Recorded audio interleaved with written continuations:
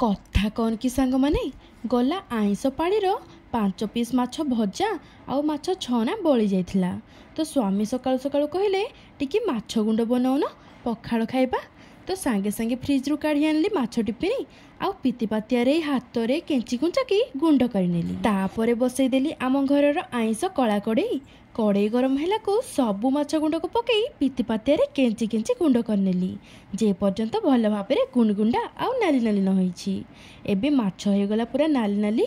ताकू काढ़ी नेली गोटे प्लेट को आउ कड़ई रे ढाली देली अल्प टिके सोरिष तेल, बेसी तेल देबेनी। हाँ एबे पकई देली गोटे सुखिला लंका सांगरे जोड़िए हबर सोरिष आउ पियाज सांगरे 3टा कंचा लंका पकई हालका टिके भाजी नेली।